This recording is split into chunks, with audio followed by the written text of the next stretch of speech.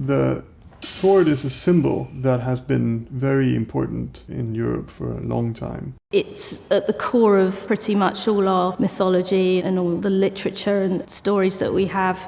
The first time anyone ever holds an actual steel sword. The look in their eyes from, very small children to old ladies and everyone in between. There is a certain magic about that moment. There are so many reasons that people join HEMA and so many reasons that they stay in HEMA. The people who join are usually interested because, firstly, there's swords. I think that doesn't need explanation. Swords, oh my gosh, swords, we love swords. Everybody loves swords. The people who come in are interested in learning something, and the people that stay find what they're looking for. I couldn't really describe per se why I love it so much. It's just, I can do it forever. It's mentally challenging as well as physically challenging. It sort of has an all-around workout of the body and the brain. I love the community more over than anything, just how humble the fighters are and wanting and willing to help each other, and it's more like we're brothers in arms. But past that, it's just the martial aspect, the techniques, what you can do with weapons that are this length or longer or even shorter. People get drawn to HEMA usually because there's something about the source material that is exciting or romantic to them. If you just want to learn how to fight, there's a million places and disciplines that you can learn, that you can do that. So people see the sword and they think, wow, I want to be like that guy in that movie that I loved when I was 12 and secretly still love now. I remember one time I ran into someone from high school, and I was pulling into my parents' house and he was across the street, and we just got to talking about where we are in life and what we're doing, and of course HEMA came up and he said, oh yeah, I've gone to a couple of those groups, that do the reenactment, and I've gone to LARPing and we fight with swords too. I was like, oh, that's cool, do you want to see my stuff? Of course, I always have my gear in my trunk of my car, and I pulled a longsword out and I pulled a rapier out and I was showing him, and just his eyes got big and he was like, oh, this is not what I thought you were doing when you said you do HEMA. One of the beautiful things about HEMA is that there are various aspects that appeal to different people. Some people love the physical objects, the swords, the history. I like languages, I like the books, the fun athletic parts of the competitions. But very much so, the scholarship isn't divorced from the practice. The scholarship very much drives HEMA. By doing this, it connects us to the past. It creates a context that is a bit anachronistic in the modern world, but that's also the appeal of it. We want to do this because it's part of a heritage and a tradition that people are missing in a modern world where everything changes all the time.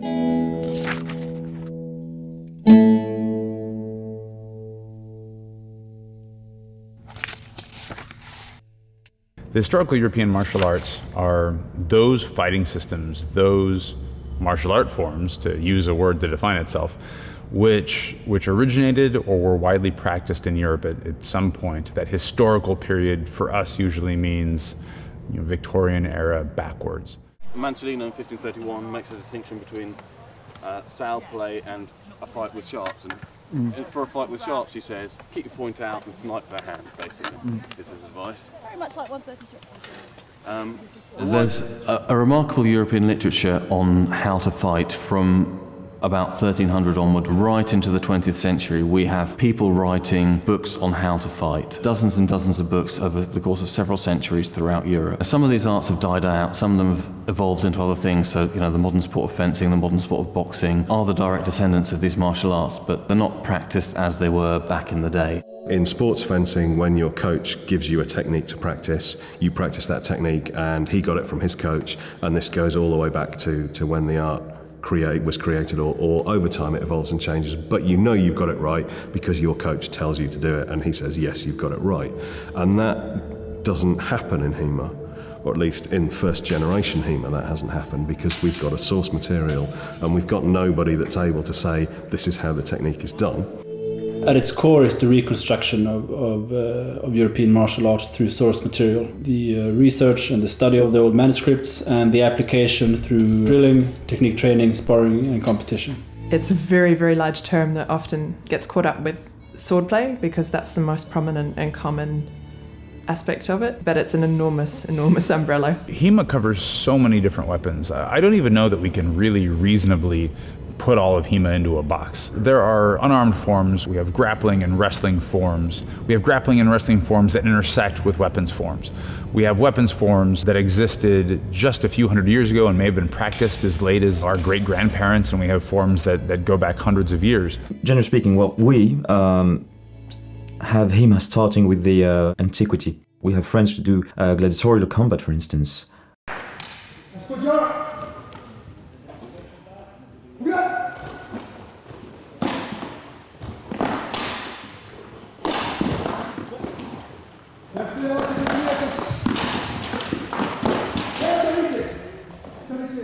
You're looking at weapon sets such as sword and buckler, and then longsword in the earliest periods, wrestling, use of the dagger against the dagger or unarmed against dagger, use of pole weapons such as spears, halberds, poleaxes, and then as the swords develop through side sword into rapier, and then from rapier into small sword, in that same period you start to see saber and backsword come in as well, and of course there's mounted combat all through that period as well. You know, there's such variety that everyone finds something that appeals to them. The level of variety that you see in the martial arts that people know about today, that's the same level of variety that really is available for weapons as well. This kind of sword is called a montante.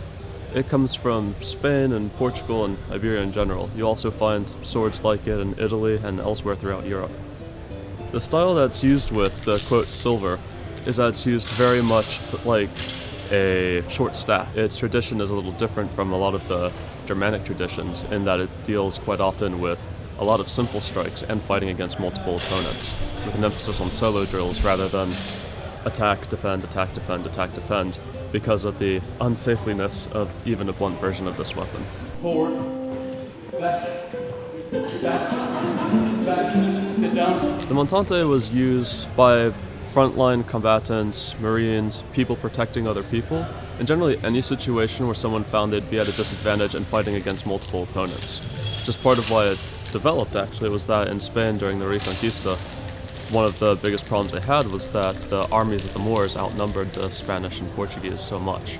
So developing systems of combat that were useful against multiple opponents was a very big problem. Today, right now, maybe there are fewer of them that are actually practiced, and that has different explanations. There's more source material about some weapons than about others, but it's also just about hype and popularity. Within HEMA, it seems like more people practice longsword than any other art. The longsword is the main weapon of that period and a sign of honor and courage and chivalry, if you want. This is the reason that people are interested in HEMA to begin with, I think. Is that we live in modern times, and in modern times we change everything all the time. Like there's always the latest thing that you need, the new iPhone, the new whatever it is, and we do that by discarding everything that is old, in a way. So when we've discarded that, we tend to feel a bit, rootless. And I think that is part of the reason why so many people are interested in HEMA, because there's a link that ties us together with our ancestors through these sources. You can read these manuscripts and old texts and hear the voices of old fencing masters. And it also is a manifestation of a different type of society with other values where, honor and courage and so on are very important aspects of everyone's lives. As we progress and we find new material and we interpret that and put it up to be available for the public, and people pick up this material and run with it and start practicing and become more efficient at it, you will see other weapon systems gaining in popularity. Which is, one of the really, really exciting things. The idea that maybe one day I will actually learn how to be a good sickle fighter. That'd be pretty awesome. What we have in the sources is this difference between fighting in armor or fighting without armor. Not speaking of very specific techniques or very specific sources, but we have mentioned in several manuscripts of this technique might not work if your opponent has armor, or this technique works better against armor. So the differences between armored and unarmored combat, some of it is weapon. Armor worked. That's what it was built for. It was built to keep people from stabbing you or chopping you into pieces.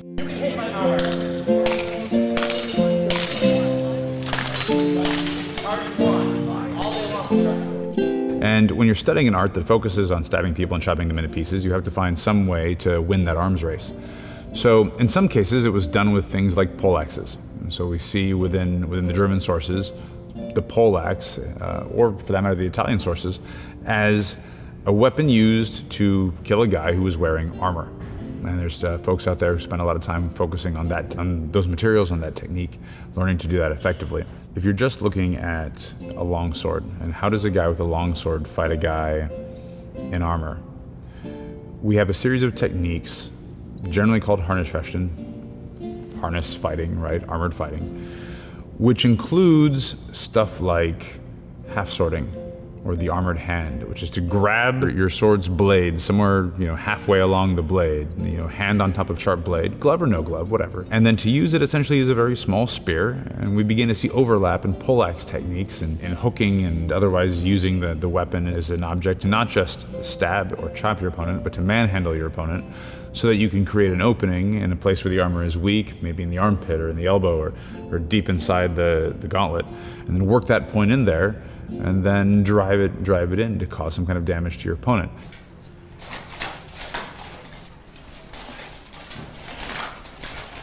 Brandy attempting to get up into that bicep again. Sure, it's not giving any space. Attempted a wrench over with a pommel, and the point went in. Looks like it went up underneath the right armpit. Right. It also pulled his mail out if you're looking. It's a little bit like jiu-jitsu. It's a little bit like grappling. It's about position, position before submission, working yourself into a place where you can get that point right where it needs to be, driving it in, and then really sinking into that advantage. Incidentally, in the armored section of the medieval wrestling corpus is where we have all of the groundwork. So medieval ground wrestling is armored wrestling. The reason being, often armored encounters would be encounters to the death. You basically had to follow it through unless somebody gave up, but generally not. So we have quite a few number of pins, a number of locks, a number of ways to hold a man down so that you can draw your or his dagger and try to get at him in his armor once he's on the ground underneath you. It's something that operates, while philosophically perhaps similar to Blossfechten or unarmored fighting, mechanically it works very differently. It looks nothing like the armored combat that we see in shows or on television or any other kind of place. It looks, to the untrained eye, I think probably a little bit more like a brawl. And to the trained eye, it looks like something infinitely less like a brawl than what we might see on our favorite television show. A lot of prejudices about historical combat, a lot of misconceptions come from film. And at the same time, film is the reason, I think, why a lot of people started with HEMA, because they were inspired by seeing the sword on the screen. The age-old conflict between fighting for effectiveness and fighting for story. It's so hard to get both right at the same time. The filmmakers lack the knowledge and the form language to make their actors look like convincing fighters. So they will often use camera tricks and editing tricks to make the fight scene look violent, but it doesn't necessarily make a very compelling action scene. This is what a lot of HEMA people see as bad. Like, you don't really see the fighter in the actor, you see an actor with a sword. If you look at the lightsaber fights in Star Wars, the sequence is purely aesthetic. It's a collection of well choreographed moves. It's more of a dance than that is a fight. You can actually see that there is no real sense of danger. The problem in a fight is a lot of it is about feel. And when you're showing somebody a fight, you have to exaggerate. But if you're exaggerating in a fight, you're showing your enemy what you're going to do. So the two don't go well together. Noorderwind is a historical European martial arts club which focuses on combining HEMA and authentic historical fighting systems with entertainment, such as live show and film. So what you see in other kind of movies like Asian martial art films, there is great aesthetic quality to the way they fight, because there is a fighting system there, and the performers are very well trained in that system. So HEMA has this form language, has this innate beauty, and this is what at Noorderwind we try to achieve.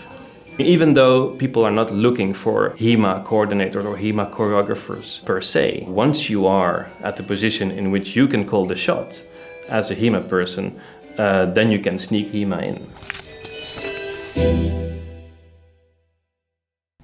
Taking something from a source into real life, into a training environment, is really going to be about experimentation. I think it's really important to think about this as an evolving iterative process. First, you have to choose. Are you going to have that manual translated into your language, or are you going to learn that language yourself? Unless you're already a native speaker. But even if you're a native speaker, it's not easy for you to read your own language when it's 500 years old. Step number 2 is trying to understand what the author means, understanding key phrases, because a lot of times there's a specific fencing vocabulary that this author is using. You're going to get together with a training partner and work together to try to make what you just read happen. And I think that it's very important to really work with it, do something, and then talk about it. Okay, well, that isn't what the master described. So how did we mess this up?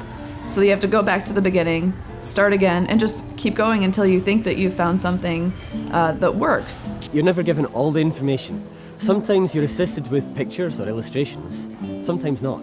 Usually we have text, but sometimes not. So you have to try to take what you're given and turn it into something useful. For example, a certain kind of cut might be described as coming from a certain place, perhaps on the right shoulder, but it comes from above. The text might say which edge to use, and it might describe the end result, that you're trying to hit the person in the head. But what it does not tell you is how to get from here to there. There's places that we have to be speculative. There's places where we have to try out different theories and different ideas and see how well they fit the sources. It's very difficult once you've built a model that works 90% of the way, and then you find out with the rest of the 10% of this way you thought this technique was going to work doesn't really work at all. Being able to go back repeatedly and continue to evolve your ideas on how some of these techniques work. I think another thing that is important to me is the willingness to go back and say, guess what, we were wrong. We have a better way. One example of changes in how we see things is the reversed grip, for example. We had all these images where people are holding the swords with these types of positions, right? We didn't know what they meant. We felt like, okay, so they were just really crappy at drawing hands. But that's probably not the case.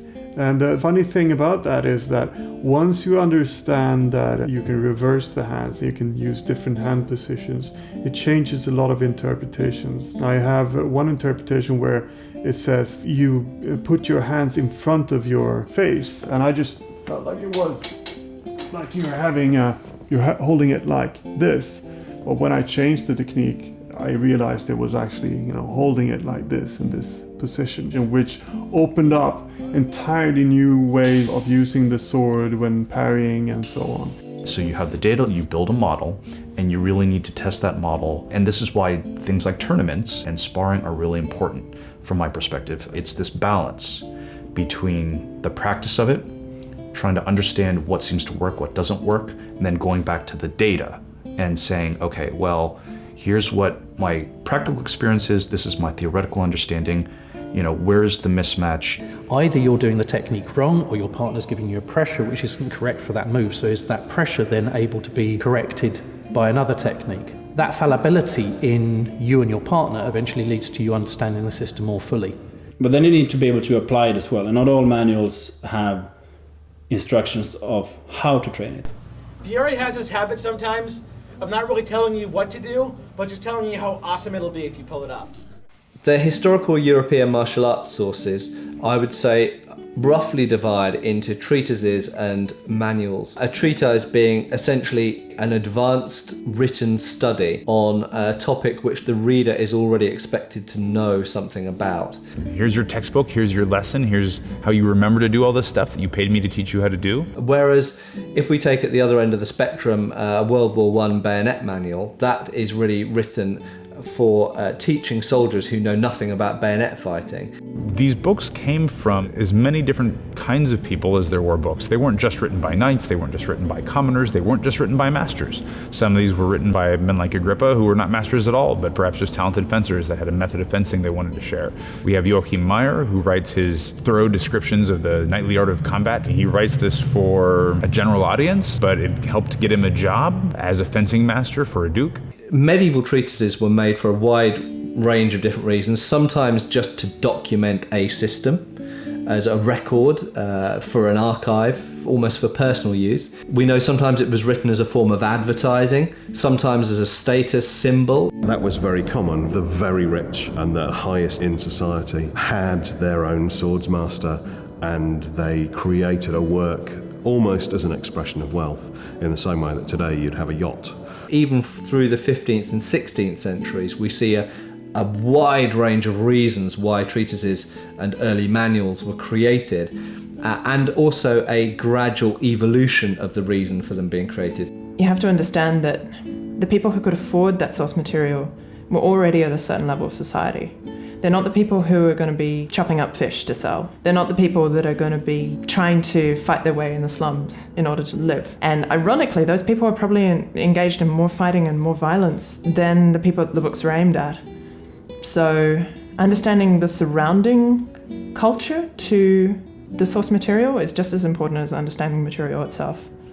So, a master that's, more focused on school play will give different advice than a master that's focused on self-defense. You got the two books of Gigante. So his first book is very nice fencing in the line. His second book is defending yourself against multiple opponents, dagger against spear, grapples, pommel strikes. And so very much like the modern HEMA context, where it's very libertarian in nature, everybody has a voice, everybody has an opinion, everybody gets to throw out what it is that they think is right.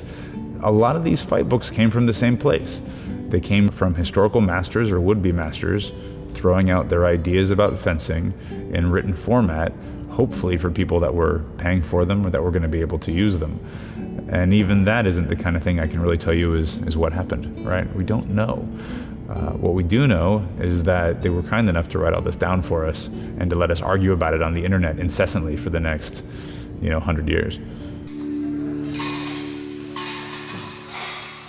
It's very hard to simulate a sharp sword in a fight, because sharp swords were designed to hurt people and kill them and cut them open in all kinds of awful and horrible ways. We don't want to do that in a club. We like our training partners. We want to go home and live to fight another day with them. So to simulate the thing that we are training for in a safe way is a huge challenge. The most common weapon used is the steel fader or the steel blunt. Fader is a modern name for it, but a steel blunt practice sword that has safe rounded edges and flex to it so you can thrust. That is what most people use across all weapon disciplines.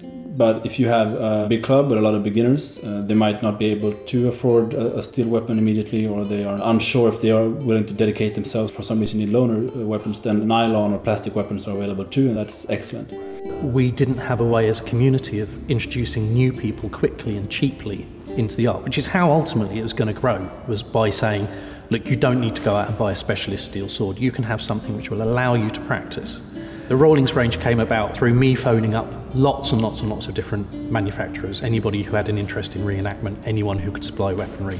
And it serves its purpose. Most of us moved directly from those onto steel or onto things like Black Fencer or things like this. In my opinion, you want to progress to steel weapons as quickly as you can. I think there's a lot of value in that, partly because they handle better, but also partly because you're doing fencing and that should be done with a weapon that is approximately the real deal. So there's an identity thing to working with steel weapons as well. I've been blessed with many occasions to go through handling session with originals. I try to not exactly copy the shapes of the originals, but I want to copy the feel of the originals. For creating a safe blade to fence with, we need to adjust a few things. We need thicker edges, we need flexibility, we need a button on the tip. All of these will alter a little bit the geometry of the blade. So if I copy the exact measures of an original and I add those features for safe sparring, it will probably not give you the same feeling of the original. Részben vannak olyan részek, amiket tulajdonképpen ugyanúgy készítek, mint 500 vagy 1000 évvel ezelőtt, egy-két olyan módszer alkatrész, de igazából annak érdekében, hogy a kardokat azért mégis költséghatékonyan, jó árban, megfelelő idő alatt el lehessen készíteni, a modern technikákat kifejezetten érdemes használni. Vannak olyan emberek, akiknek nagyon fontos, hogy teljesen kézzel készített régi eljárásokkal készüljön, kézzel kovácsolt kard legyen. Ez is megoldható, de ugyanakkor van az az igény is a vívók felől, hogy a lehető legjobb áron, a lehető leggyorsabban elkészüljenek a jó kardok, mert ez a legfontosabb.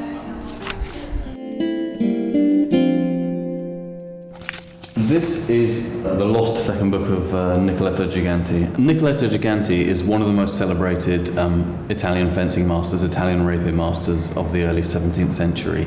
His first book of 1606 was very well known and very widely distributed, and celebrated for centuries afterwards as one of the most clearest, most concise representations of the Italian method. In his first book, he'd promised to write a second, but for centuries it was unclear if this had ever taken place. In fact, as early as 1673, a Sicilian master, Pallavicini, in bringing out his own second book, essentially derides Giganti by saying, I didn't promise to bring out a second book, but here it is, unlike people like Giganti who promise a second book but never deliver. So, not even 70 years after the publication of Giganti's first book, his second book was already regarded as, mythical. New sources are still being found, and they're being found from a variety of places. In the early days of this reconstruction, the early modern days, I should say, they were largely found in museum collections. And that is still an ongoing process. Many museums have a lot of information still not even cataloged, much less available to the public. I had, when I started out when I was a teenager, this idea about famous men, famous researchers of today, like Matt Gallas and Steve Hicken, the many before them as well, Hans Peter Hills and so on, walking with a torch down a catacomb and finding these dusty old manuals. And I'm sure that also happens. Fortunately, a lot of museums, for reasons of preservation and various other things, are putting more of their information online. A lot of times you find these manuals just by typing in different spelling variations of key phrases in Google Books. Which makes it accessible to more researchers rather than just the 2 or 3 that can get to the museum and have the language skills and so on. The internet has really changed, research in a dramatic way and largely for the positive. There are genuine researchers who find new material, who make new discoveries about existing material. You got guys like Matt Gallas, Pier Marco Terminello. These guys are actual researchers doing original research, which is very valuable.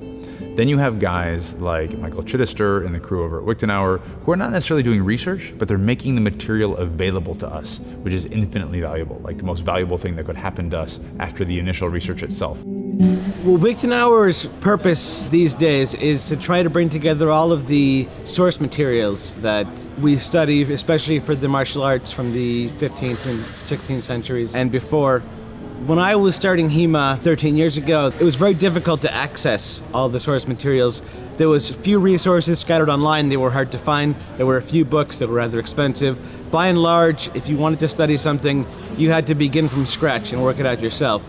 So Wichtenauer exists to try and alleviate that entire problem and create one source where you can go and find out everything that you need to know about a particular treatise, a particular master, to begin your study. And you can branch out from there. But as far as locating the source materials, getting them transcribed and translated, and making them available, we're trying to take care of that problem forever and have it done so that the next generation of sword fighters won't have to go through those problems. The study of HEMA has evolved over the years. I think people have become much smarter and much more creative in looking at other sort of supporting sources and data to try to get more information about the relevant context for how these techniques work. Like statues, for example, how they portray fighting, if that's the case, or just depictions of fighting in other sources than martial art sources to complete the picture. I had a researcher who was here a year and a half ago who was looking at a painting and was looking at St. George on a horse and just how his body was absolutely, unified with the horse.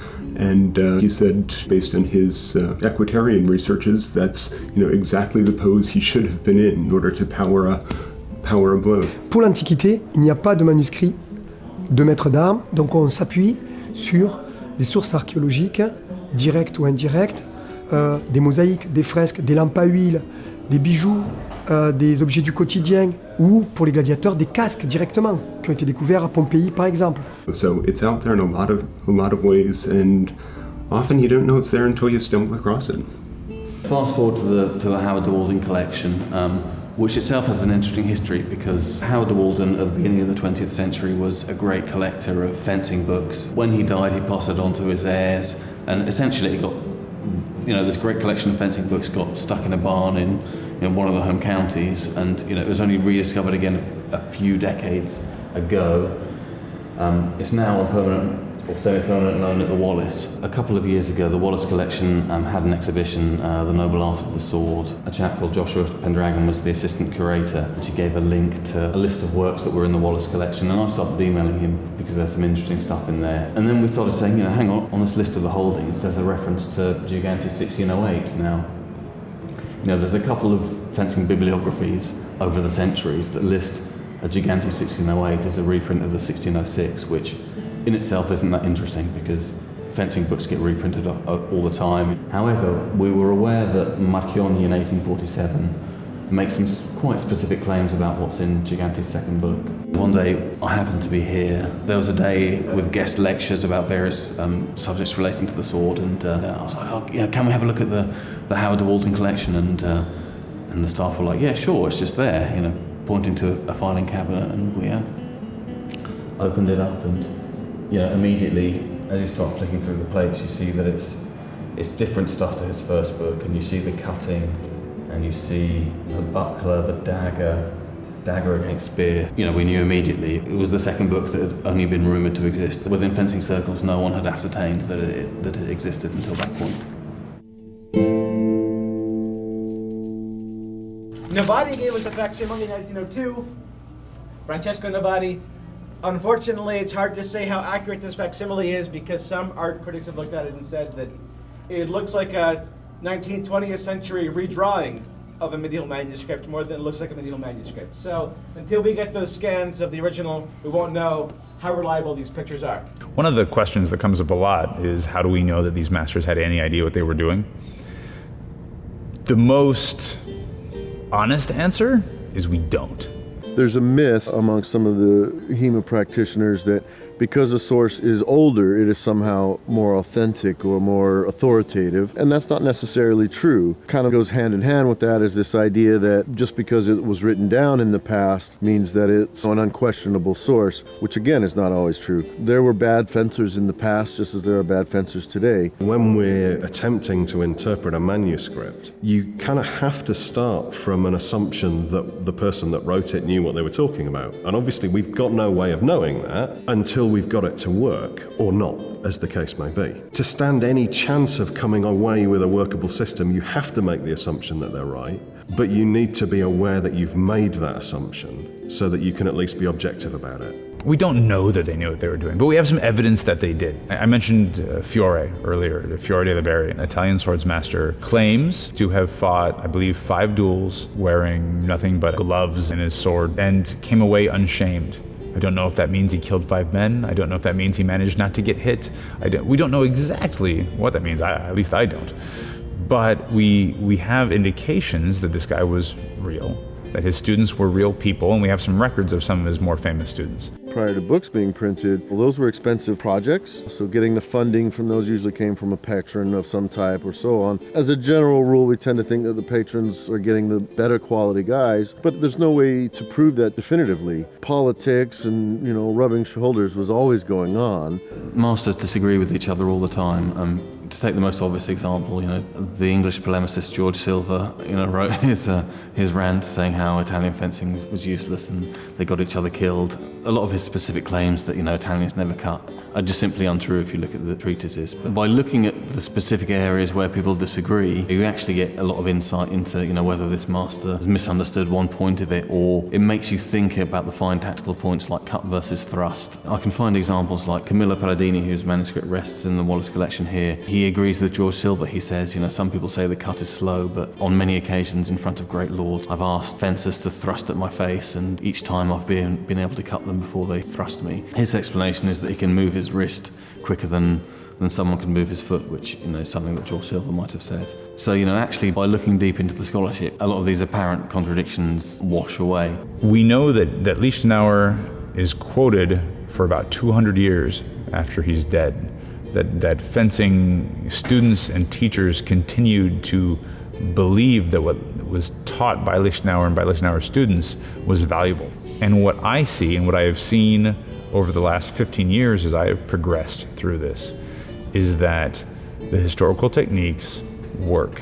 They work in a competitive context. They work in a casual fence with your buddies in the training school kind of context. And I have no reason to believe that they would not work in a life or death mortal context, assuming that the technique is performed correctly with the right amount of intensity, the right amount of intent by someone who knows what they're doing and uses that technique within its correct context. And that becomes the whole martial art. What is the technique? How do I do it? When do I use it? And if you can bring those pieces together, these techniques work. And I think that's how we know the masters knew what they were talking about, because we do it now.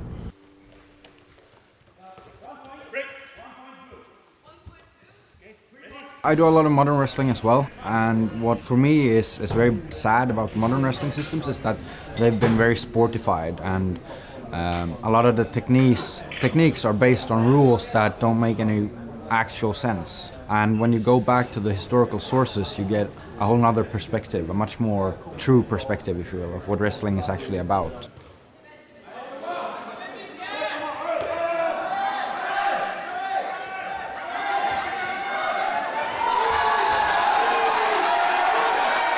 Swords are sexy, and most people are attracted to HEMA to do the long sword. It's big, it's cool, it's fast, it's hard. But medieval sources tell us that all fighting comes from wrestling.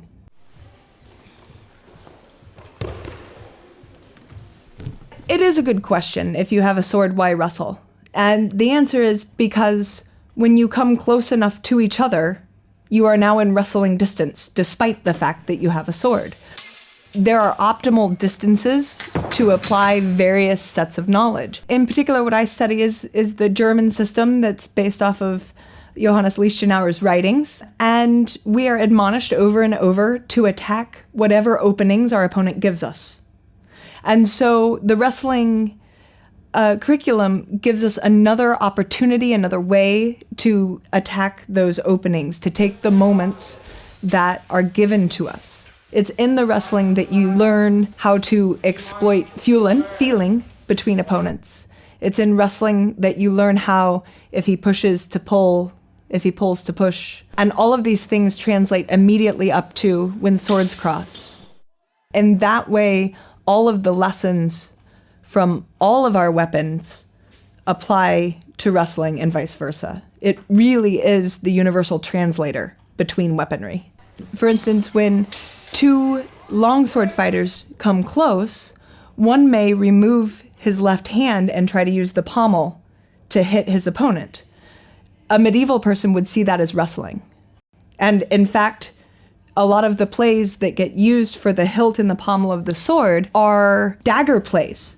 It's basically about, in the end, taking control of your opponent and being able to manipulate your own and your opponent's balance in the way that it gains you an advantage. Medieval wrestling is primarily a stand-up jacket wrestling system. So it involves gripping onto the clothing that your opponent is wearing, and likewise your opponent is gripping onto your clothing, and you can use these to leverage your opponent, to throw them, to trip them, maybe to break limbs if necessary, depending on the particular contest or even life and death situation the wrestling might be used in. Wrestling in a medieval idea really encompassed not only the sport of wrestling, but also self-defense on the street. So you might find yourself wrestling with no weapons or wrestling with weapons, but the same techniques apply. You know, if you had to look for a modern analog that would be the closest thing, you might look to maybe even Japanese judo, surprisingly, for many people. But again, it's a stand-up, jacketed system. The sporting contests that we know about in medieval wrestling, how they competed friendly with each other in wrestling, was to the throw. They didn't roll on the ground very much. There wasn't pins, not submissions, not chokes. They saved that for serious encounters. In play, it was to the throw. And they counted a throw very simply, just anything but the foot, knees, or hands touching the ground. If you deposited someone on the rear end, that's a throw.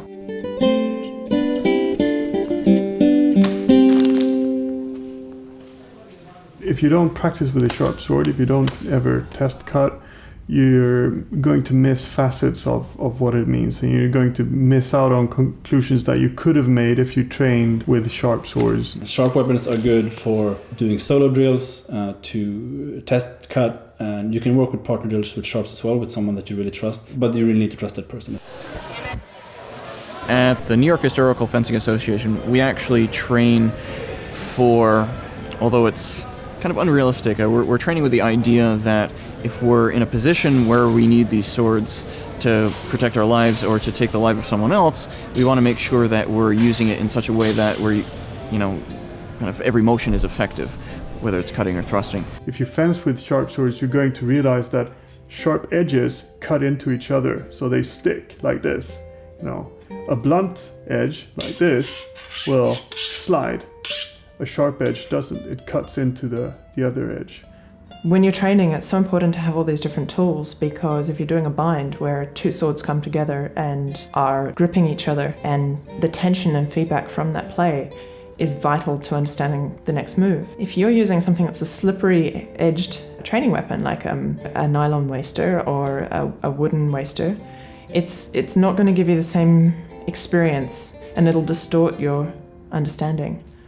You don't have to train every day with a sharp sword, but you need to train with a sharp sword from time to time to get a grasp of these things. It'll change the way you grip the sword. It'll change the strength that you put into your strikes, because you're not trying to beat somebody with the sword. You're trying to cut and slide across the exposed areas.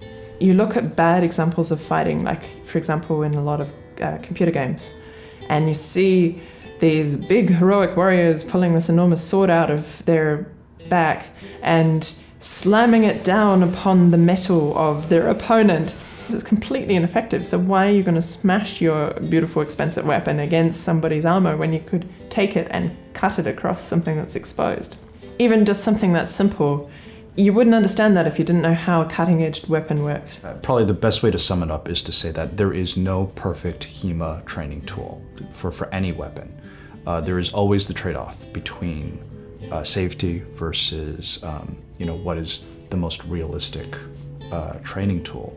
The better way to think about it is what are the best training approaches to get everybody all these different skill sets they ultimately would like to have, and then how does the equipment fit in?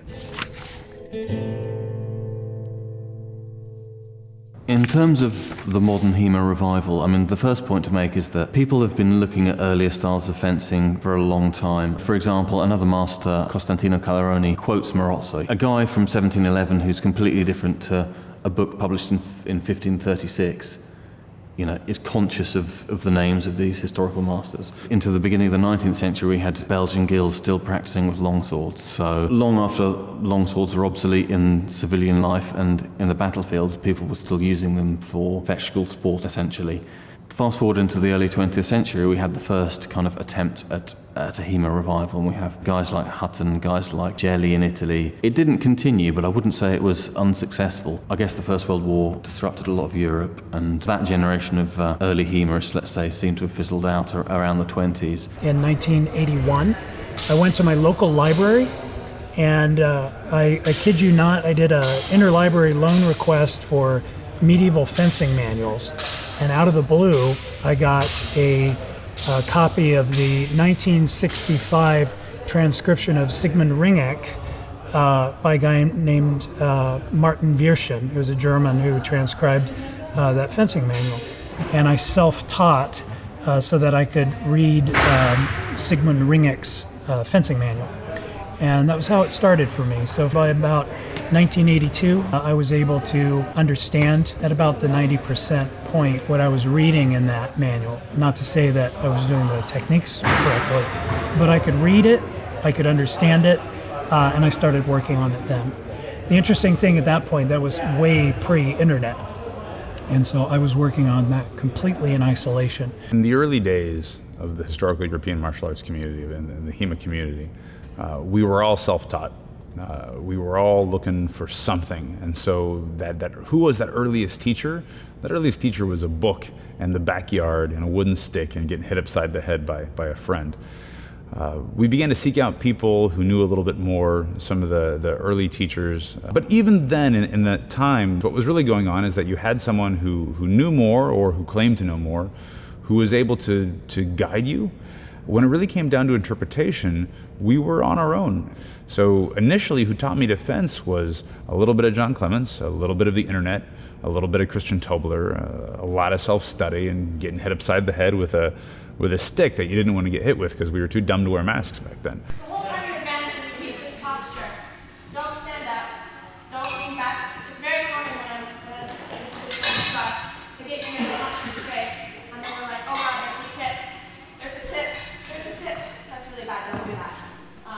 We see so many people who have trained under teachers who have never needed to go through that same process of discovery, that there's a fear, maybe a legitimate fear in the community that attachment to the source is getting lost or could get lost. I think HEMA can be done without reading the sources, translated copy, but I don't think it can be done to the best.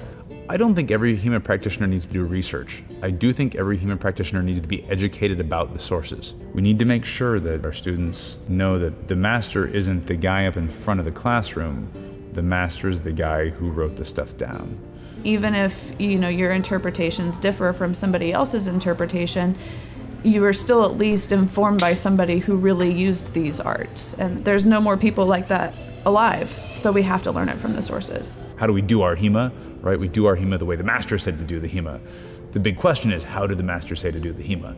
Sticking to the source is important. It has to be kept in mind.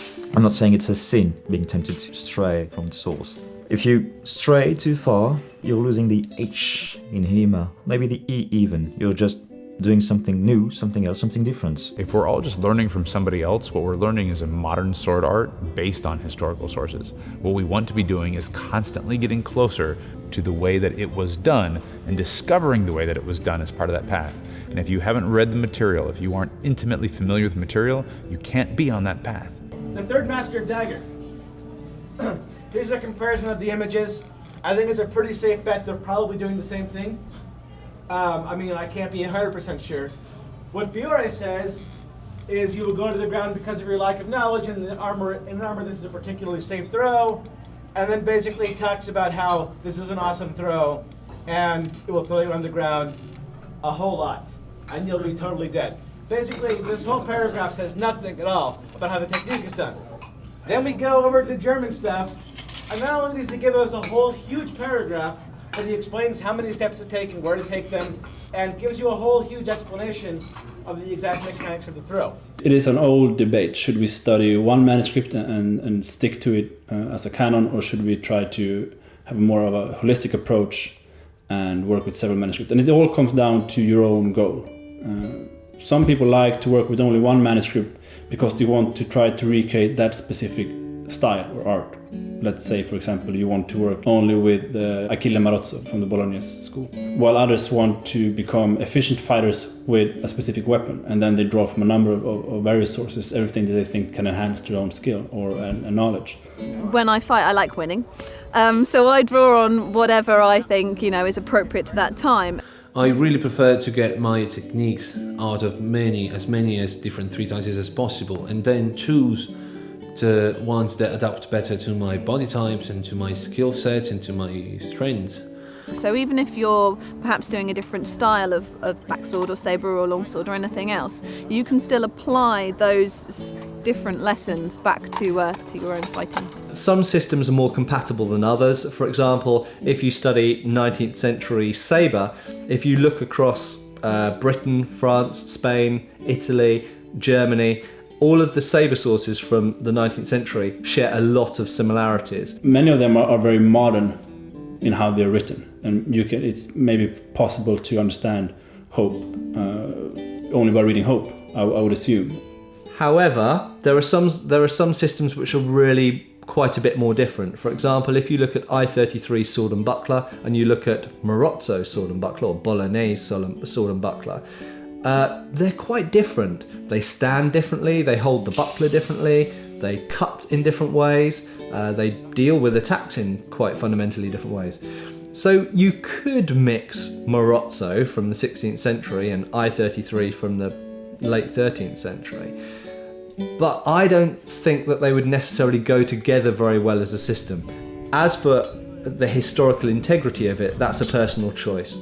Obviously, if you want to recreate the fencing style of a certain place and period, then you stick to the sources of that place and period.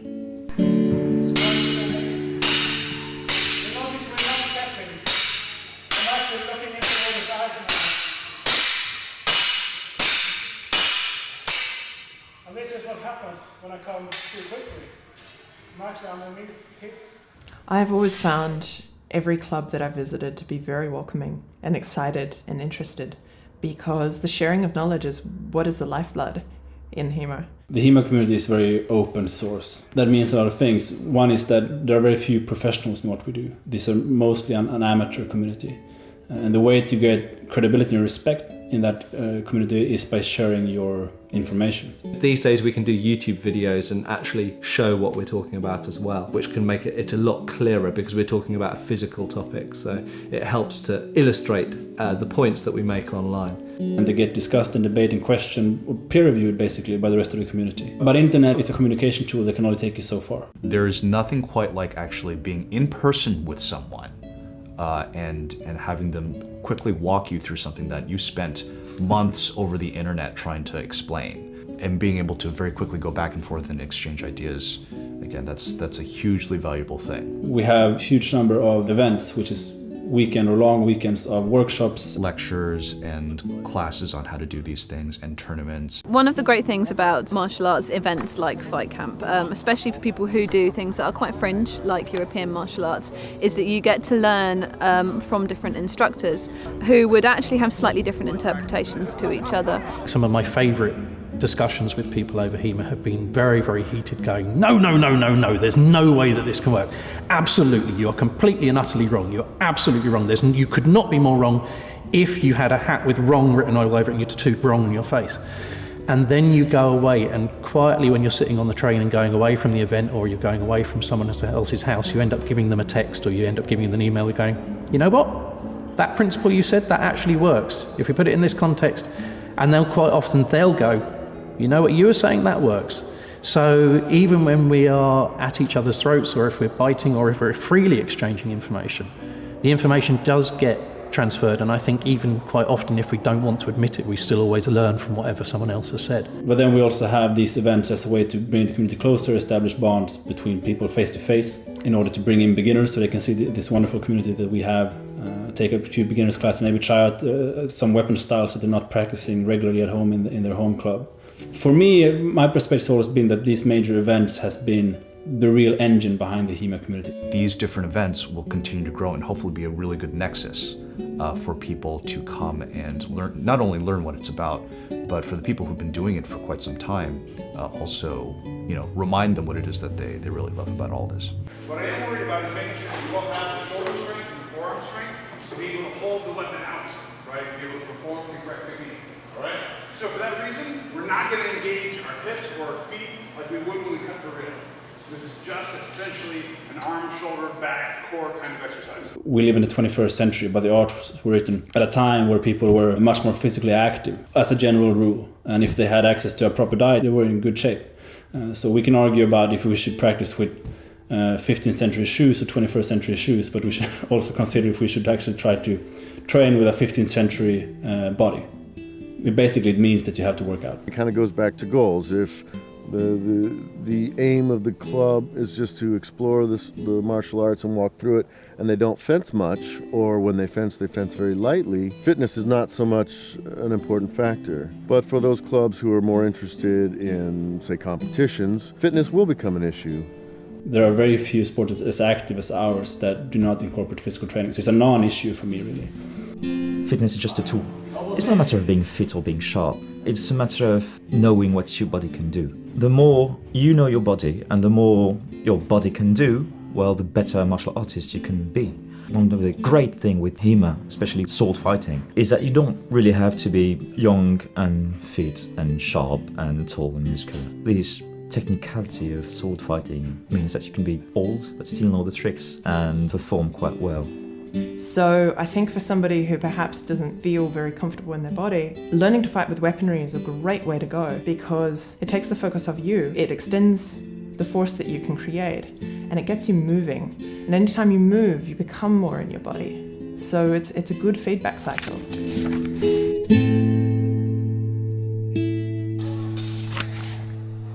Remember, what we do is martial arts, and you eventually get hurt sometimes. It's not the goal, it's not the aim, it's not the joy of doing HEMA, but it happens. So you need, in order to also make these physical knowledge yours, to think of your own safety and the safety of your partners. We do have manufacturers now who are actually looking to produce gear for us, which is a huge boost. When I started up 12 years ago, when I was 17, we had old fencing masks, welding gloves, and sticks, basically. It worked at the time, but as the community grows and we become more and more professional, we also see manufacturers either from outside of the HEMA community taking interest in what we do and wanting to provide gear for us, or actual practitioners starting their own companies, which I think is the best idea because they know what the fencer needs. We need equipment that can keep people safe. And this is growing. The interest is there, and the people who need the equipment, they're asking for it.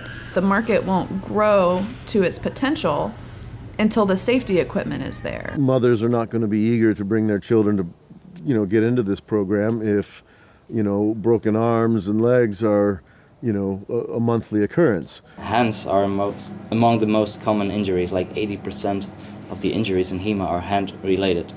And everyone knows in daily life how frustrating or complex it is if you break a finger.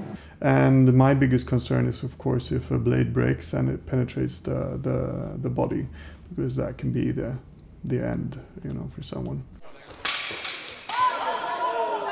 That's the scary one, right? Our blades we have blunted tips, and usually there's tape on the tips and a variety of things that keep it that it would be very difficult to penetrate one of our jackets.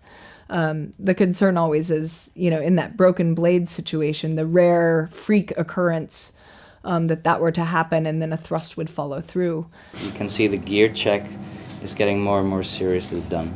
Like first I'll wear something over here, and then no, you should wear something that prevents a thrust if the sword breaks, that it penetrates.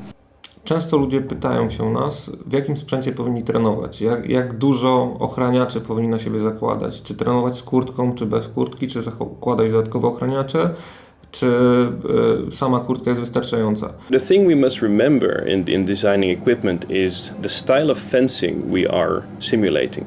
And it is not armored fencing, it is bloosvechten. Or fencing without any protection on. It's kind of a fine balance because every time you wear something as protection, it does change the way your body moves. It's just a part of the way things are. You're going to move differently in sports gear than you are if you're not wearing it. So simulating an unarmored fight, but still wearing protection because you don't want to blow out your knees or have your hands smashed up, it's a massive challenge. From the feedback, we always hear, it's very nice, but can it be more flexible? Can it be lighter? This is the hardest part of the development phase. Right now we have two things going on. The tournament scene is really increasing in popularity, but you also have people training the real techniques and a lot of hybrids, let's be honest. But if you're training the real techniques, you should be able to train without gear or with the least restraining gear, because otherwise you cannot really interpret the real techniques if you're limited by gear. But if you don't use any gear in training and then suddenly you want to do a tournament, then you feel the restrictions, so you won't be able to use the techniques you have been training. And I think that is what a lot of people aspire to. So normally your sword should keep you safe. And what we see is a lot of gear prevents you to wield your swords to the extreme position you want to go to. And because of that you do get hit in the hand, where normally you wouldn't get hit. So the protection makes sure you need the protection because you cannot use your sword to protect yourself. Jedną z głównych przeszkód dla rozwoju HEMA, dla rozwoju szermierki historycznej według mnie, był fakt posiadania niewystarczająco dobrego sprzętu ochronnego, który zawodnicy starali się wyszukiwać z różnych źródeł, jak na przykład ochraniacze motocyklowe, kurtki czy sprzęt do szermierki sportowej. do hokeja, czy też różnych innych dyscyplin sportowych. I go into a sporting goods store. I just went in to get new knee pads, and I said, okay, so look, this is what I'm doing. I'm going to be getting hit with a longsword, and the knee pads I have, they gape open at the top, and it can just cut down into them. I need something that straps better. And the people are looking at me with these eyes like, well, I don't know what you need. Klienci, zawodnicy cały czas poszukiwali sprzętu, który będzie odpowiedni dla nich. Czegoś, co będzie od początku do końca zaprojektowane do walki na miecze. We're still trying to get the best thing that will work when what we need is the best thing that's made for it. Sprzęt do szermierki sportowej nie spełnia wszystkich wymogów, które powinien posiadać sprzęt do szermierki historycznej, chociażby z tego względu, że waga broni, którą się posługujemy, jest dużo wyższa niż waga broni sportowej. Some products are basically identical, like the fencing mask or chest protectors, for example. Some products are similar, needed to be modified, and there are, of course, equipment which are only used in HEMA. W szermierce historycznej potrzebujemy kurtki, która posiada dodatkową warstwę amortyzacyjną i potrzebujemy również ochraniaczy zewnętrznych, które dodatkowo zapobiegają uszkodzeniom stawów, uszkodzeniom kości. One very important gear is the neck protector, which not only protects the neck but also the collarbones. The next one, which is also very important, is the back of the head protector, which protects the back of the head, back of the neck. One very crucial part is the hand, which needs to be protected, and we've been tackling this problem for a long time. Yeah, it's still unsolved and struggling, but we are not alone. The hand is one of the most complex parts of the human body. You have so much movement going on, and this is of course the place you interact with the sword. You have lots of vulnerable pieces as well. To really come up with a design that gets the energy out of the strike and to disperse it over a sufficient surface area is really hard with the space you have to work with. We always like to make the analogy between music and longsword fencing and HEMA in general. It is something the ancient masters used to do as well. What for us is important here is that we see the same amount of technical finesse that is required to handle the sword.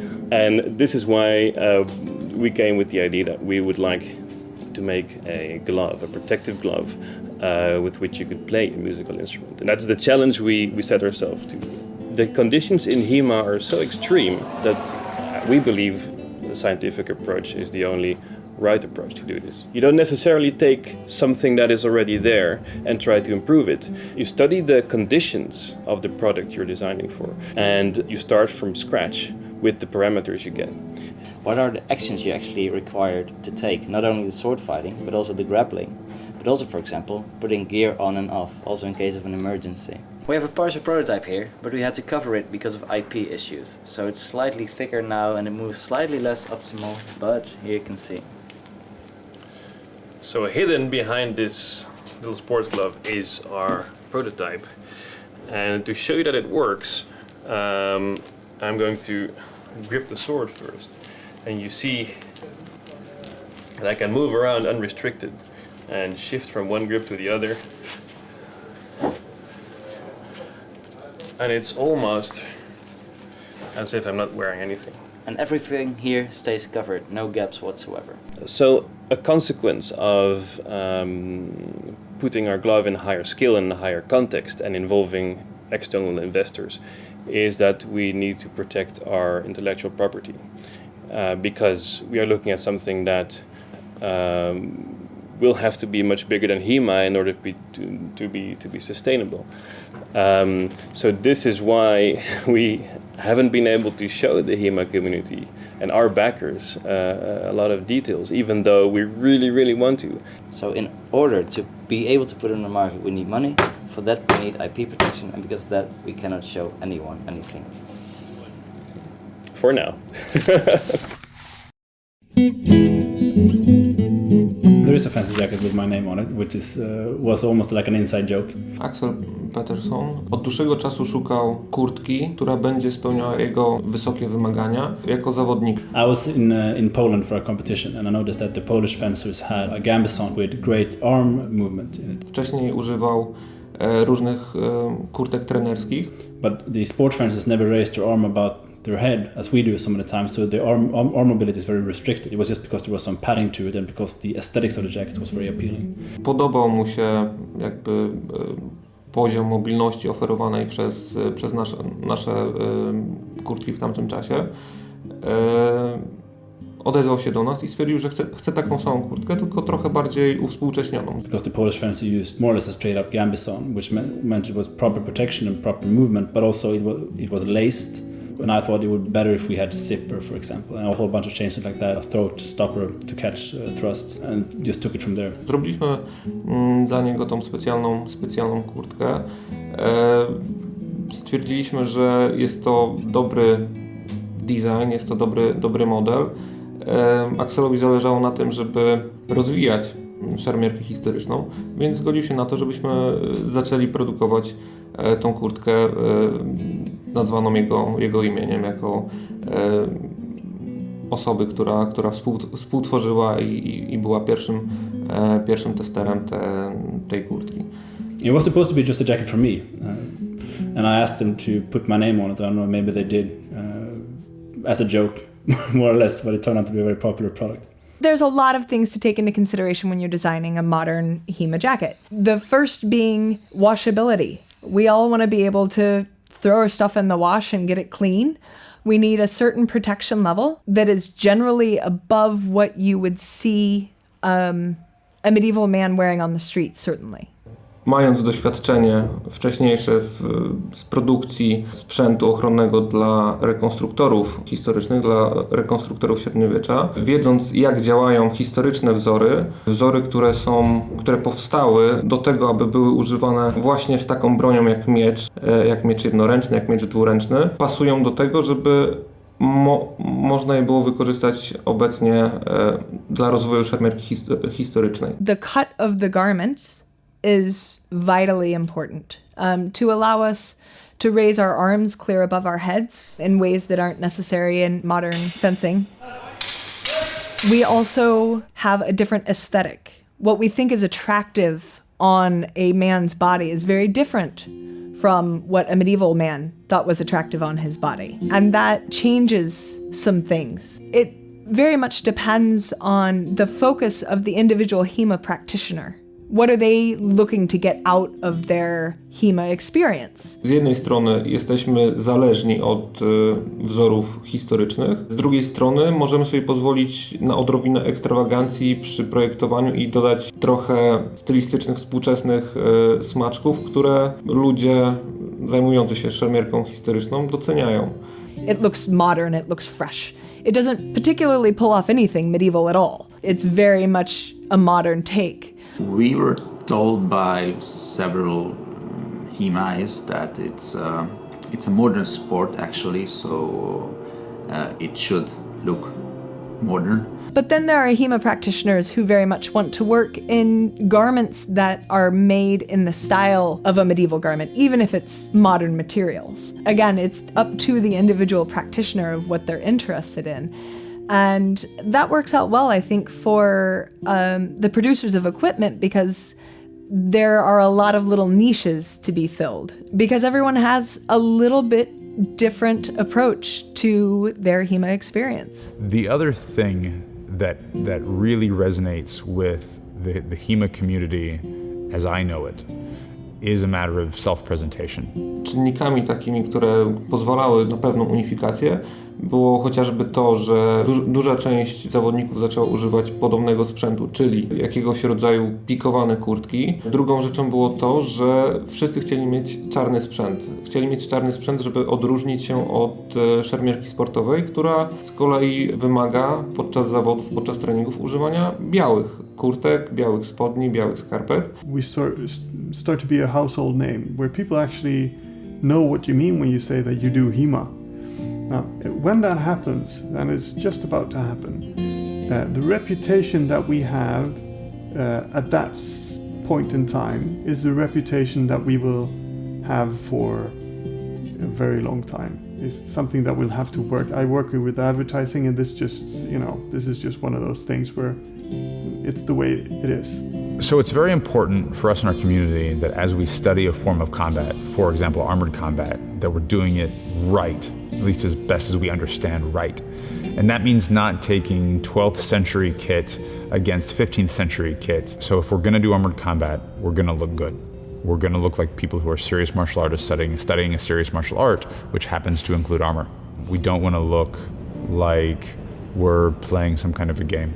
Let's present ourselves in a fashion that is professional, that is athletic, that says serious martial artist, and if you are a competitor, that says serious competitor in the modern world.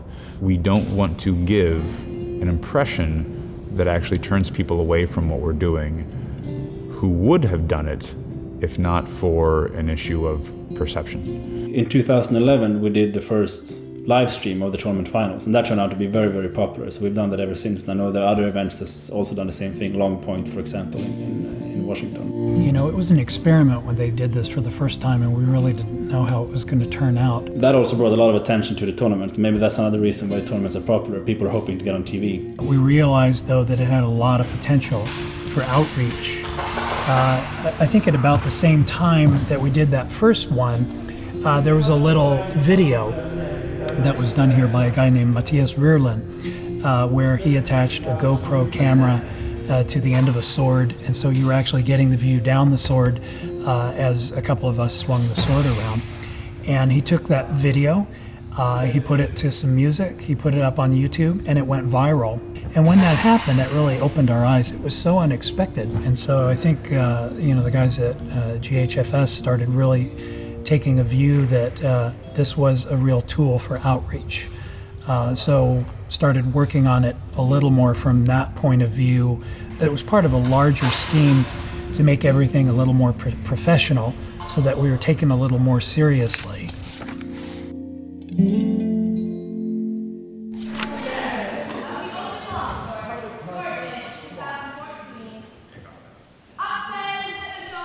The thing with an online community is that sometimes the person who posts the most is considered the best fencer, and that's of course not the case. Tournaments actually started out as a way of asking people who claimed knowledge over the internet to put up or shut up. If you're really trying to look at the question of, will this work under stress? There are very few ways to actually do that are as good as a tournament at the moment. Competition is an environment where I can be absolutely certain that my opponent is not cooperating with me. I can be absolutely certain that they're not helping me, that they're not even subconsciously trying to make my technique work. They're not trying to make it look good. They're not trying to do anything at all for me except beat me up. I think people confuse the idea that tournaments are like a real fight. They're not. All of this, there's always going to be a level of approximation. They're not a simulation of a proper duel. In a duel, you're thinking about life and death. Those are two different goals. People don't approach it as a life and death situation because they know that lives are not at stake.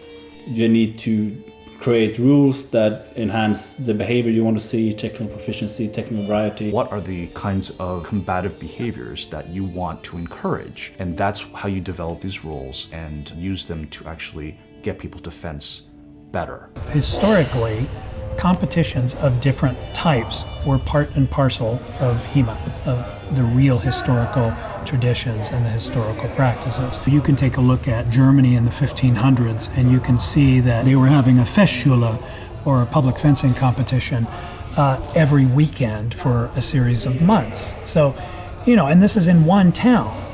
These old historical rule sets existed for a different function, or we think they existed for a different function, than our modern rule sets. The historical rule sets were games of skill, using fairly limited and restricted skill sets within the martial arts of the time.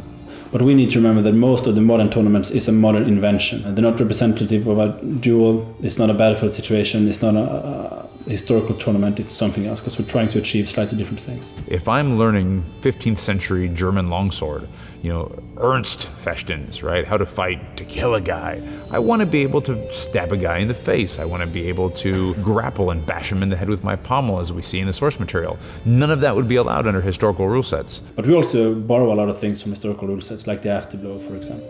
When you hit someone, they're allowed within one fencing tempo. In other words, immediately after you hit them, they're allowed to try and hit you back.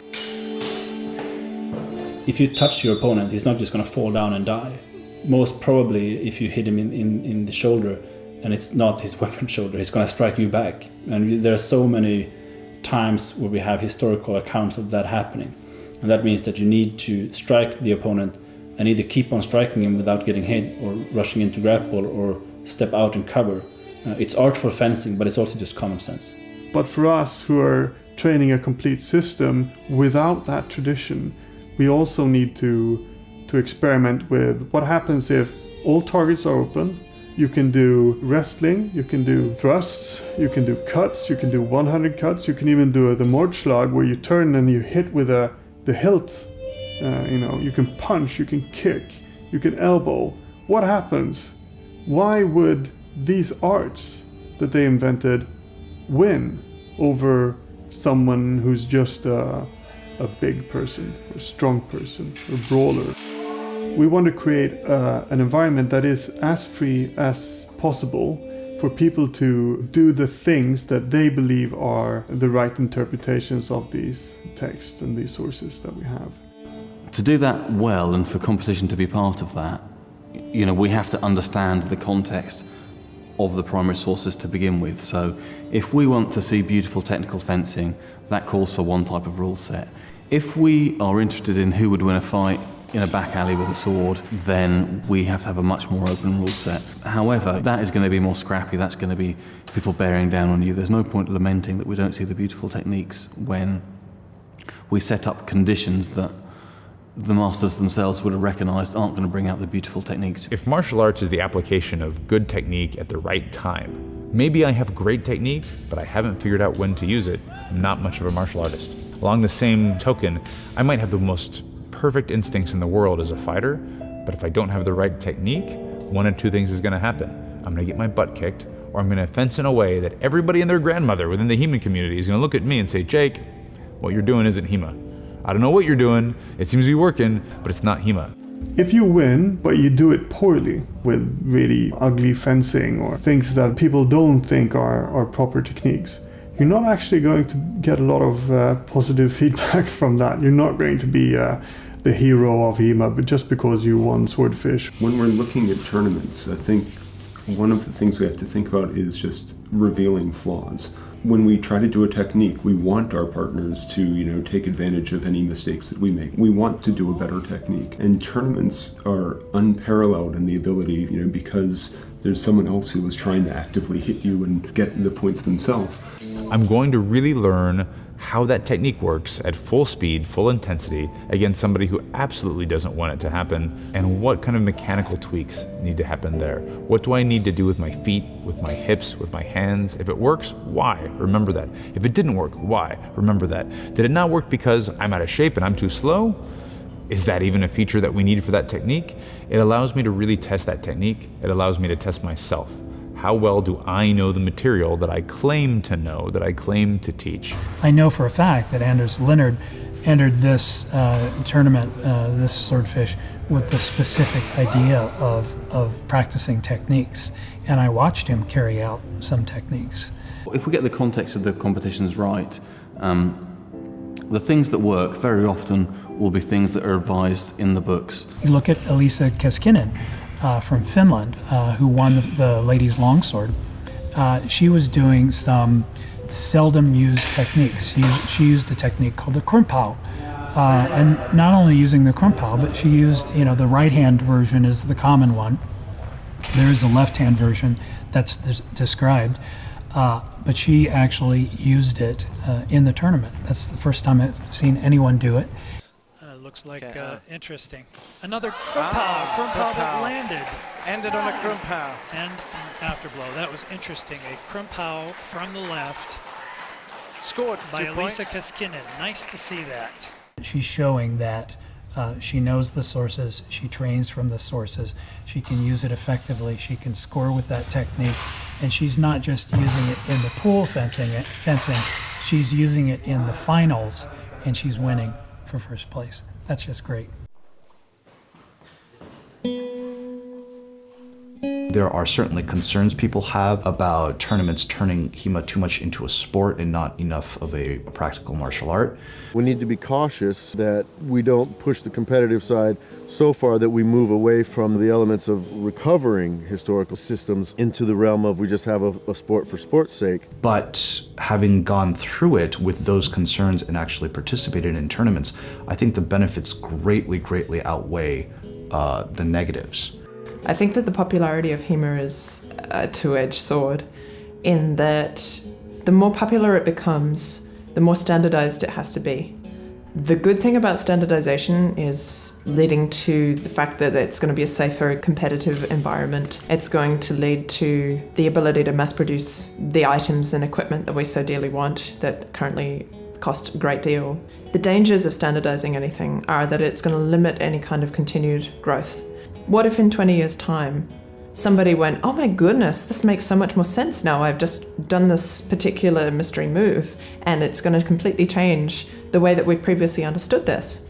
If you've got something that's standardized in place, it's going to limit the growth of something that at the moment we all love because it is so excitingly new. Having said that, I personally believe that it's not all about tournaments. Tournaments, I think, just seem to be at the moment and maybe for some time to come, sort of the popular, sexy component of HEMA. And the fact of the matter is, a lot of the people who do this get into HEMA because they want to fight. They want to be sword fighters. That's what young men want to do in particular, more and more young women as well. People want to be sword fighters. They don't just want to pose. If they're going to practice the techniques, they want to have a forum in which they can actually use them. If you talk to the people who actually win these tournaments, you ask them, are tournaments the most important thing? I think most of them would very quickly say no. I've been driving in creating the sporting scene of HEMA, but I really hate the sportification aspect of it. My club is one of the most successful clubs as far as tournament goes. We never practice for tournaments. We don't practice by the rule sets or anything like that. And the boys and girls that I train in my club are not thinking about only winning the tournaments. They're thinking about self-development. And as long as we can foster that culture and see the tournament as a vehicle to improve as fencers in general, tournament has great value. They're a useful motivator for people to, just put in the hours week on week and then to train against a non-compliant person from a different school they haven't trained with before. My greatest kick is when I'm able to perform a technique that the world hasn't seen for 500 years. And if I can do it in sparring, that's good. If I can do it in tournaments, even better because there's more stress and it's an uncooperative opponent. So for me, it's a way of measuring how much I have internalized of the art. Where we go with HEMA from now on, I think it's probably going to continue in a similar vein. It will get bigger. It's going to get bigger because people's awareness is increasing. Hopefully, I don't think it will die a death because it's not a fad. It's not something where everyone's going, oh, that's fascinating. You do something that's so different. We must all come and do this. We haven't become a hipster movement yet. It's very, very much a case of it's people who want to do it and are interested in doing it. And I think those people are always going to be about. So it's not too big to collapse in on itself. It's still attracting people who have a genuine interest in it as a martial art or as a historical item or whatever.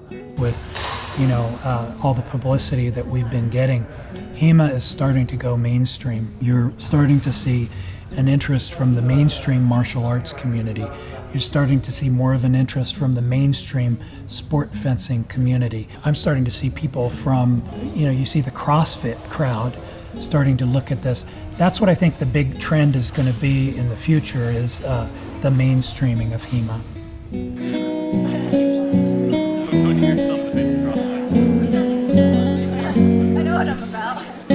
There really isn't one particular kind of person that does HEMA because people come to it for all different reasons. They might come because they're romantics, they might come because they love the movies, and they might come because they want to get in shape. They come for all different reasons. There isn't a particular kind of walk of life that I haven't run across in HEMA or that seems to be really dominant. I know soldiers and cops, management consultants, IT guys, computer specialists, grade school teachers, professional athletes, soccer moms. I mean, I've run into all kinds of people who are practicing HEMA. I'm a lawyer, math teacher, freelance writer, criminology degree student, copywriter, project manager. It's not people who are going to dress up in costumes necessarily, although it is those people too.